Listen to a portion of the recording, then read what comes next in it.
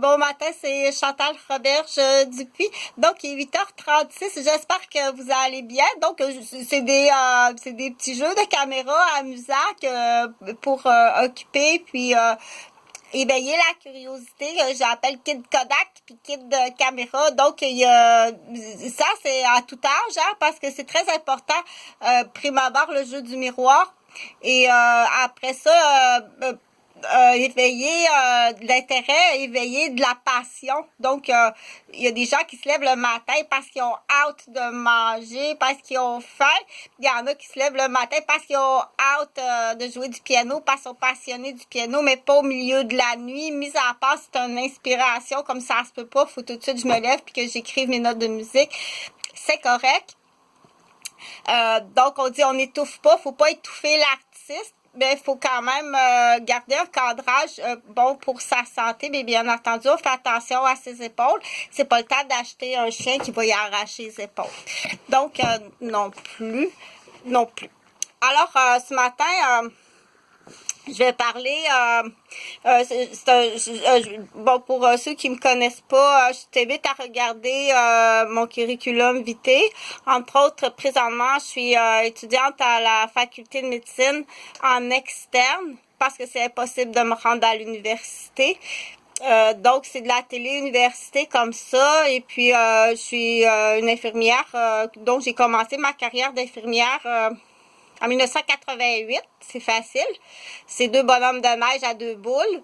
En 1988, j'ai commencé ma carrière à Montréal, à l'hôpital Maisonneuve-Rosemont, de nuit. Et puis, je restais à ce moment-là chez papa puis maman à Mascouche. Donc, je voyageais à Mascouche-Montréal.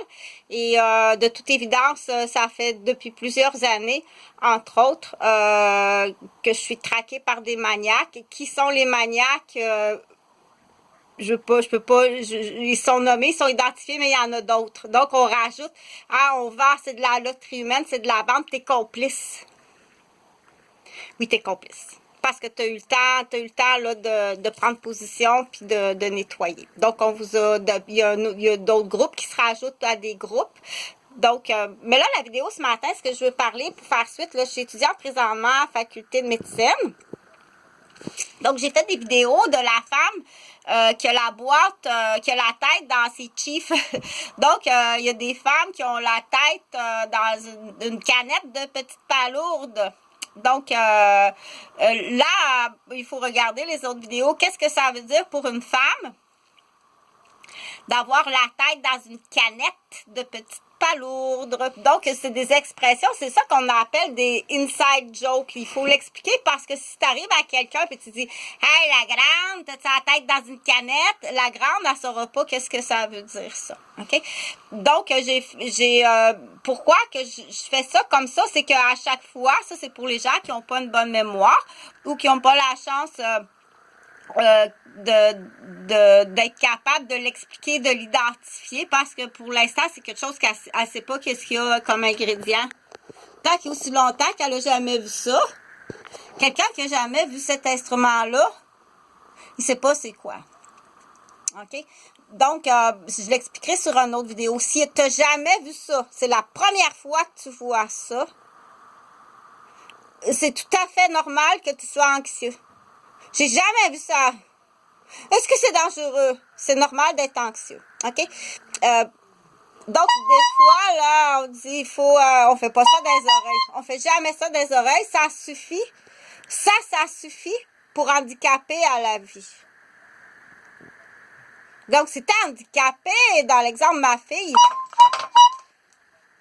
comme ça, puis il y a la gang de clowns qui rit de ça, que c'est comique, là, et que les parents n'interviennent pas. Et si j'appelle la police, ils vont me dire, bah, qu'est-ce qu'il y a la grande? T'as un problème avec tes hormones? T'es surprotectrice? Donc, celui-là, ils sont tous à changer. Oui, ils sont tous à changer parce qu'on dit c'est un clan. C'est une fraternité. On vous a clairement donné 8 ans pour faire le ménage. Non, ils n'ont pas fait le ménage. Non. Au contraire, ils sont allés jusque-là pour dire, faut les mettre de notre côté. Il faut absolument que nos petits coqs, ils soient de notre côté. Donc, en lien avec ça, il y a des chefs d'accusation extrêmement graves. Mais là, pour en revenir à la pauvre femme, parce que pour l'instant, on va la classer comme étant effectivement celle-ci. Pas la mère qui défend sa fille, là, parce que la tête dans la toilette à marde, avec la porte fermée. Pas la mère qui défend sa fille parce que c'est vrai, l'agression est vraie. Celle-là, ça c'est vrai. Mais ici, ok, maintenant, ici, tata, Akuma Matata. Donc, cette pauvre femme-là, on va dire, elle est soit malade ou menteuse. Ok? Si elle est menteuse, on va mettre un ciseau à côté. Tiens. Elle n'est pas malade. Elle est menteuse. Habituellement, c'est avec le conjoint. Mais là, elle peut élargir ses projets avec la belle-mère, le beau-père, la gardienne, le professeur de ballerine. OK? Partage. Parce que en tant que conjoint, si tu ne fais rien, tu deviens un complice. En tant que conjoint, tu ne fais rien pour déclarer les victimes de Mademoiselle Ciseaux, tu deviens un complice. En tant qu'enfant qui a grandi, qui est maintenant majeur, si tu ne fais rien